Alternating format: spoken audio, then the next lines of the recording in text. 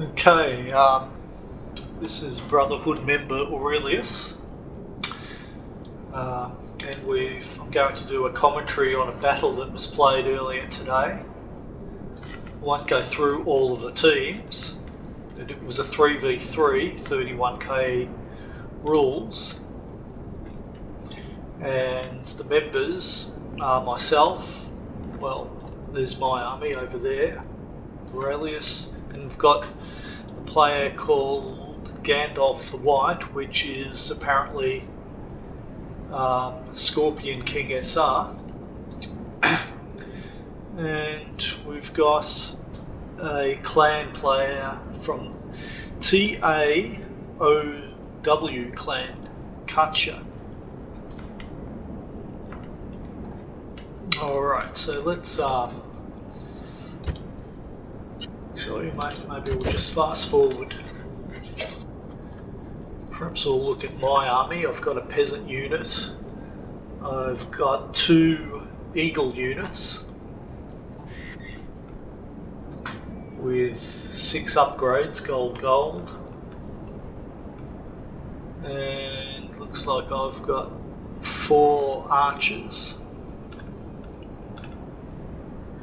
There they are there.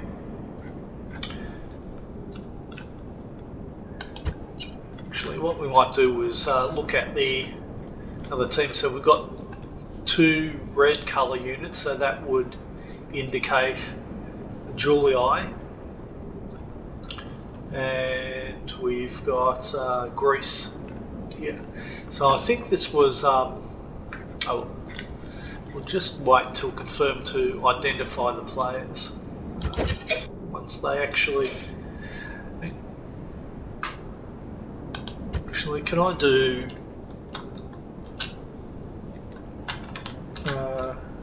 no I can't, I just wondered if I could find out who the players are by some method using #P will give you information, but you can't do that, use that during the replay, so we'll just wait until their armies appear.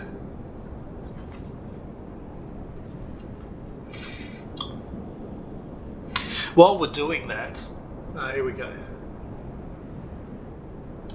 Just before that, I listened to an interview between Lex Friedman, who's a computer scientist, and Jay Bhattacharya, who is a professor of medicine at Stanford. And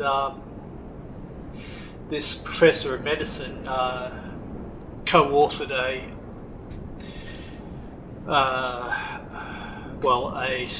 statement with some other doctors and scientists called the Great Barrington Declaration, which suggests that, well, proposes an alternative strategy to fighting COVID-19, which consists of a more targeted approach to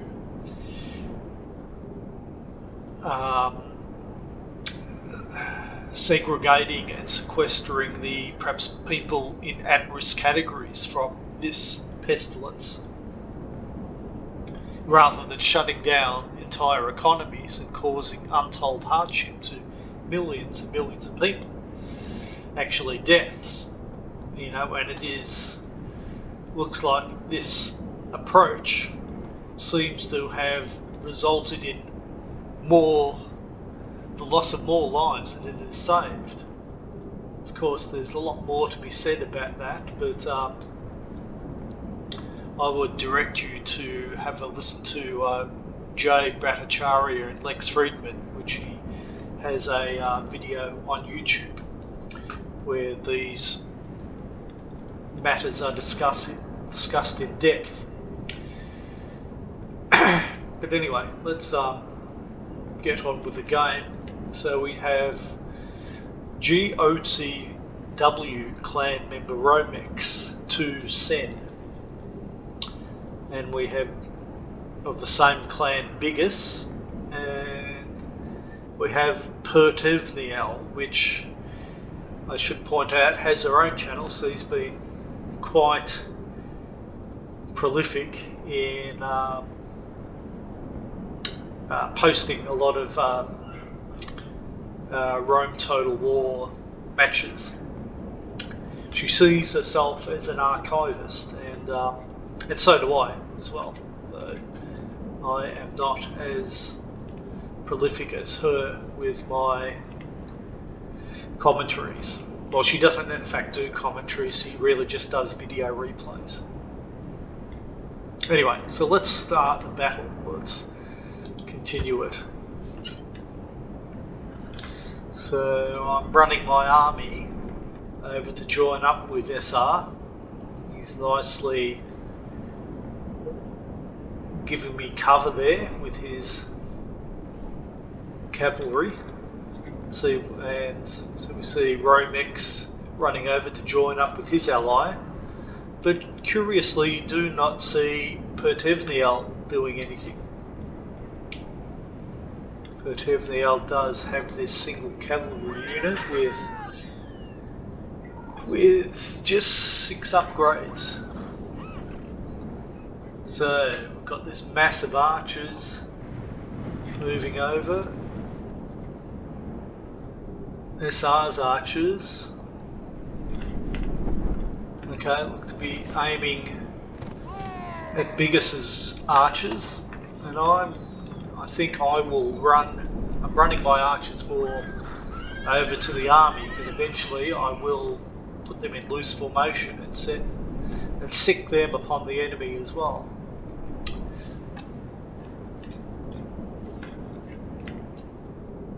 Just wondering where my cav is. Oh, that is my cav. Okay, so Gandalf sent his cav a bit further to defend his archers. Running my peasants up. I have a dual function for my peasants. Sometimes I can use them to attack archers or other weaker units. It would be suicide using them to attack urbans, but they can do some damage against archers. So they are well upgraded. Well, this time looks like I've only got 7 upgrades.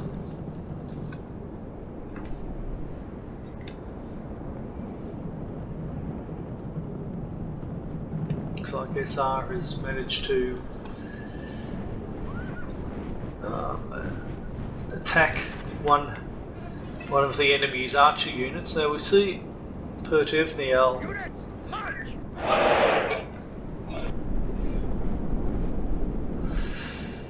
looks like she's made an error of strategy here. I don't know if she was away from the keyboard,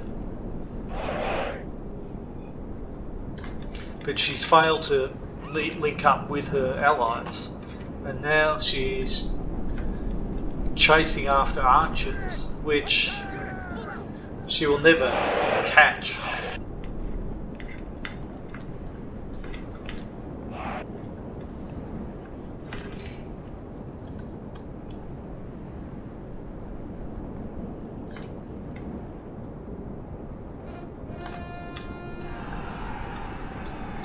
So I think this move of hers has really confused her allies. As you can see, I've targeting the enemy with my archers, sending my cav forward to take out their archers. It looks like SR has cleverly put himself between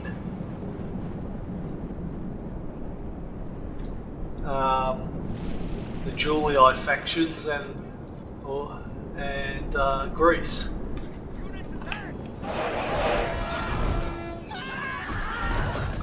Now,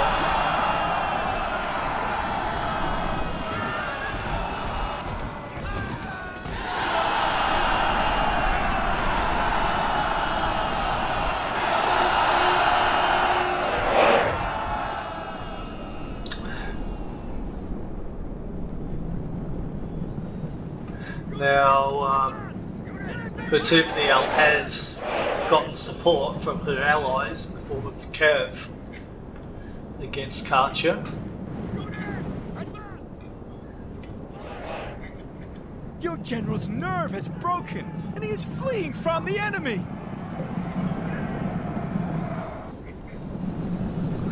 But over here, okay, maybe we should pause. I see an opportunity to outflank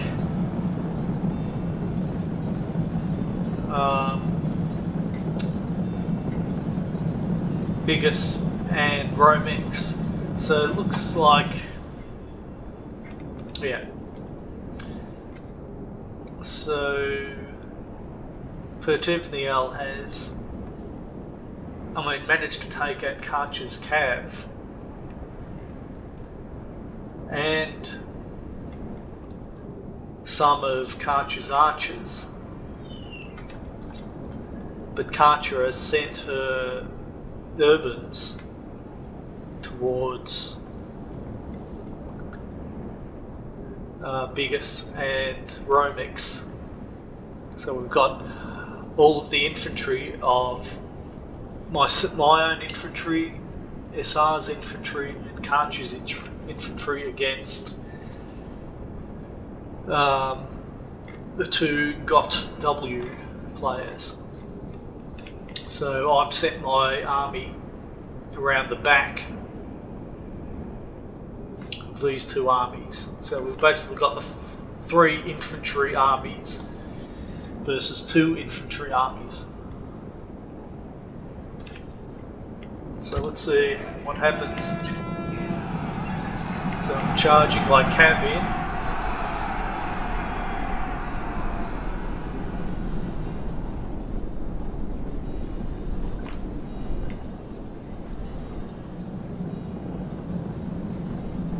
Managed to take out one unit of urbans.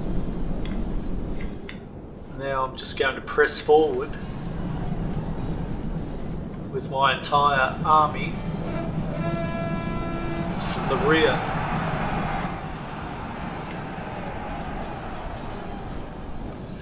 We can see Pertevnial now realising that her allies need support and is racing her Spartans over to assist. And we do have this cav battle going on here. Now let's see, so we've got SR versus the cav of Biggus and Romex. So we've got two cav detachments versus one, and of course SR is going to come off second best there, though Katya is sending some assistance. So let's see what happens there.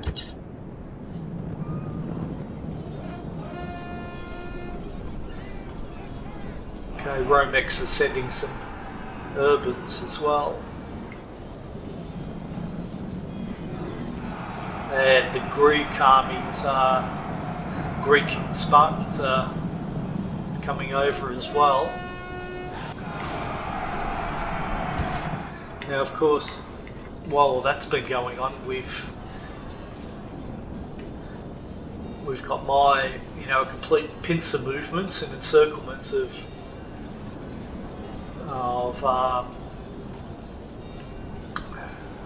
these Julii urbans by myself, Katya, and SR.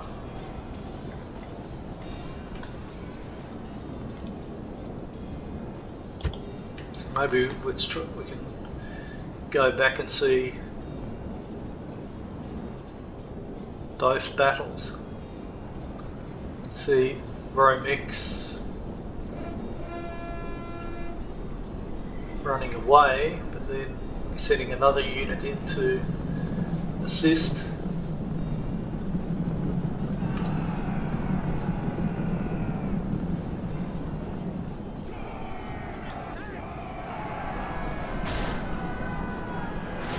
Your gallant general has fallen and caused his troops much heartache. Much better to have lived.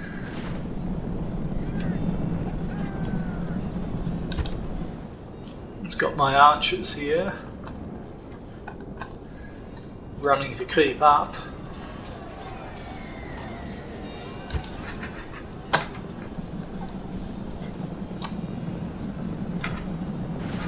So we pretty much routed all of the Julii infantry in that movement.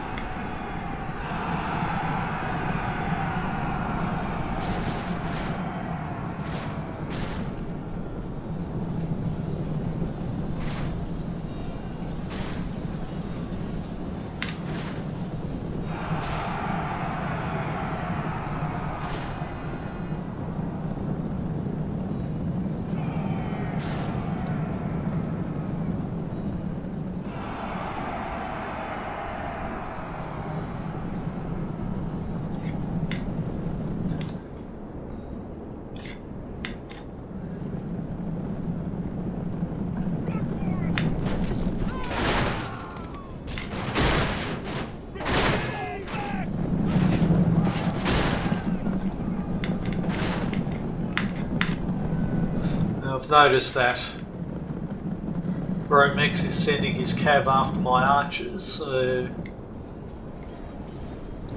is Biggus, so I've sent out my cav to save them, rescue them.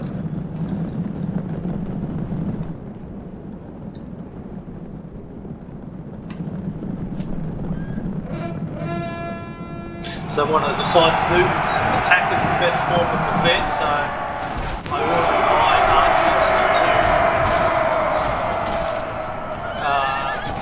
tight formation to give them better defence, and instructed them to attack the cow. And let's just see how they're doing. Oh, it says defeat is almost, seems certain. Defeat seems certain. Defeat seems certain. Defeat seems certain. Defeat seems certain. Well, but we've got my cav there. Just about to hit. Let's see what happens. Routed their cav on impact. Managed to save some of my archers. This is no way for the gods be praised. It's like I killed their general in the process. His men know their doom approaches. That archer, well, lost about 40 men, but it's come back from routing.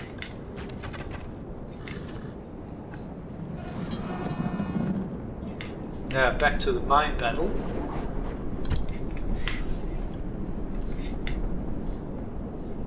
It looks like it's going to be a hopeless task for Pertevnial. I mean, well, she's got 2 units of Romex, 2 units of Urbans, but that one's down only at half capacity. That one's lost 17 men. So, and at this stage I've still got all of my pillar, so I'm just going to sit back and pillar all of these Spartans to weaken them.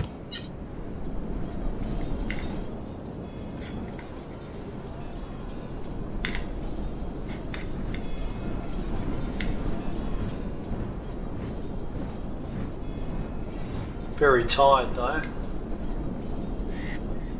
The Spartans are fresh.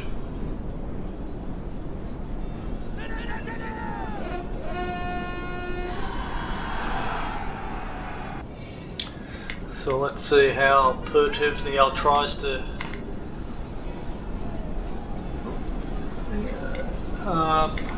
resurrect her chances.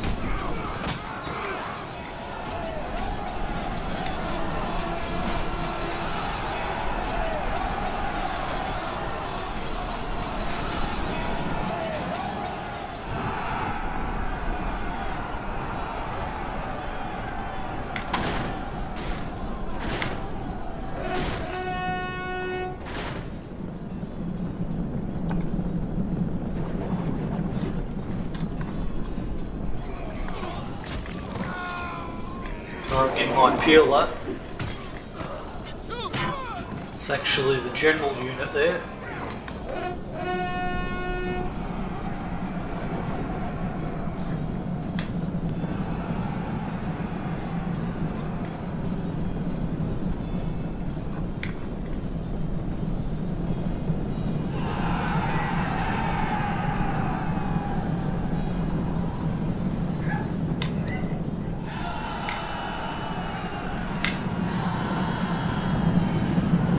general tries to come back to support, but I managed to rout that.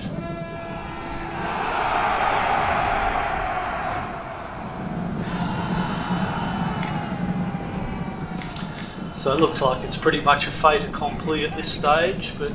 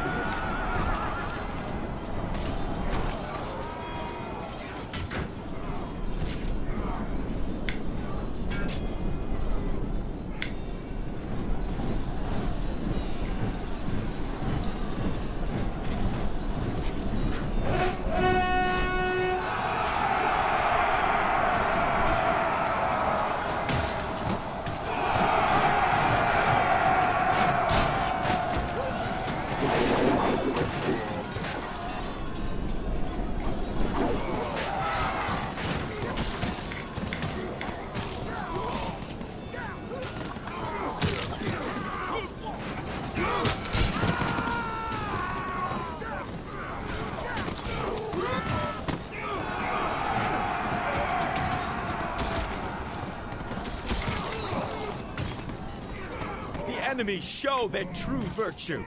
They are not soldiers, only frightened rabbits running from our men. The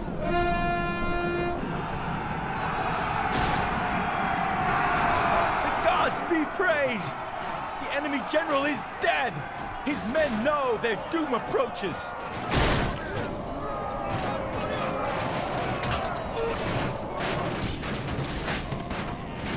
The gods be praised!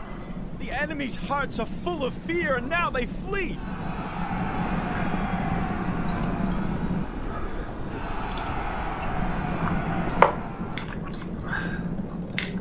And that looks to be Rome pretty much demands over. victory from her generals, and this day is clearly our victory! Well, not a very close battle, but I thought it might be fun to do a video on it. Romex did quite well considering the circumstances. Let's have a look at the individual kills. So we've got all three. Because we've all used the same faction, I can see the results of everyone. Now, I think this was Katya, so notice all of the archers got taken out early by,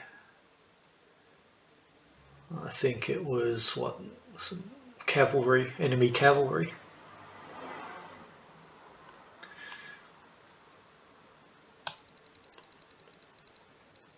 There's SR's results.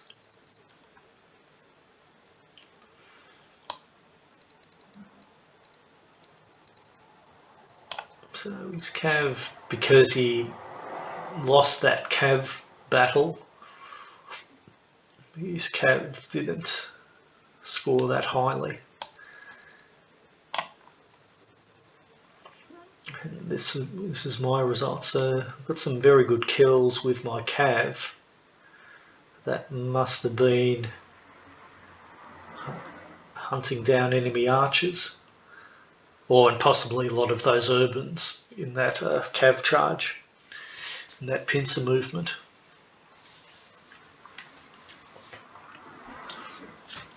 So I mentioned about the strategy to COVID-19 before. I just might talk a little bit more about that. I mean, when this started, see, I was teaching at the start of 2020. I had a 6-week contract, and then I was going to do some substitute teaching work, and I did until, all of the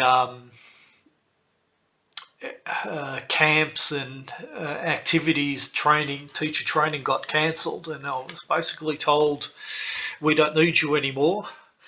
So I had time on my hands, so I set to work on trying to figure out what the hell was going on with this pandemic. And looked to me, and I was pretty shocked when I heard that the government was basically shutting down society by closing down, by putting us into a lockdown effectively, which we could only, entire industries were being shut down, or employees were instructed to work from home where they could. It seemed to me a bit excessive, because viruses being what they are invisible, we don't know where they are. So my thinking was that how do you know how far this virus had spread into the community? If it's already spread into the community, then what's the point of locking society down?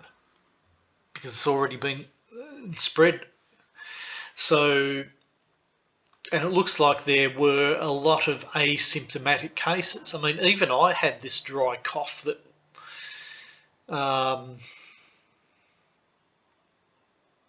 that I had for several months. That wasn't particularly bothersome. I didn't have any fever or sore throat or anything like that. Anyway, so it looks, back in March, people were saying, oh, the infection fatality rate is going to be 4% for COVID. But we now know, well, it does vary depending on the age, and it seems, other countries, maybe in Africa, this disease is less fatal. But it looks like it's less than 1%.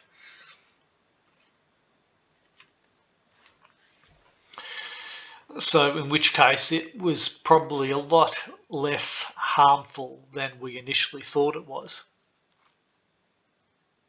Of course, the governments, I guess, had to act, but I don't know, it seems that perhaps once it became clear how benign this virus was, the governments didn't want to lose face by perhaps admitting that it wasn't as dangerous as first thought. And there was a image going around posted by Dr. Jordan Peterson about excess deaths. Now, which showed Sweden didn't have a lockdown policy. People could decide. People were free to decide if they wanted to stay home and avoid other people. They were free to do that.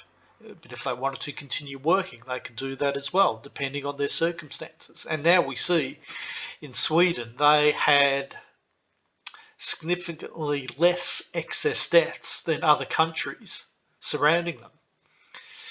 Particularly in, it looks like these lockdown policies seem to have disproportionately hurt perhaps poorer countries in southern and eastern Europe. So,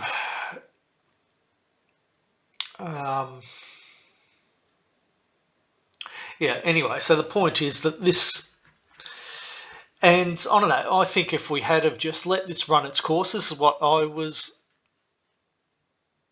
my preferred strategy was, to let it run its course, just put your faith in God, and, and if, you survive, you survive. At least you won't destroy the economy and people's livelihoods. This is called untold. There's been a lot of suicides. People have lapsed into depression. Businesses, small businesses have been completely nuked, metaphorically speaking. And it looks like these lockdowns have had negligible benefit, because now we see COVID cases exponentiating, though albeit with the Omicron variant, which seems to be less mild, though still deadly for some. Anyway, look, these are my pontifications of the current situation, but these ideas are backed up by data. Okay.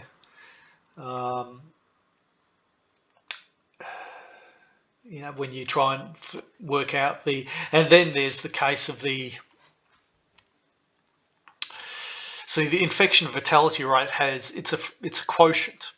You've got two figures divided by one figure divided by another. On the top line, you've got the number of deaths. Now, I understand in hospitals, if someone has been admitted to hospital with a bullet wound to the head and they test positive for COVID and they die, then the cause of death is written down as COVID, which of course this is going to artificially inflate the infection fatality rate. Conversely, there could be lots and lots of people in the community that have little or no symptoms. They've caught COVID and they've got little or no symptoms. So the denominator, the bottom line, is going to be artificially deflated. The net effect, of course, will, if you understand fractions, will result in the infection fatality rate being grossly overestimated. Anyway, I could say a lot more. Leave a comment if you're interested in further discussing this.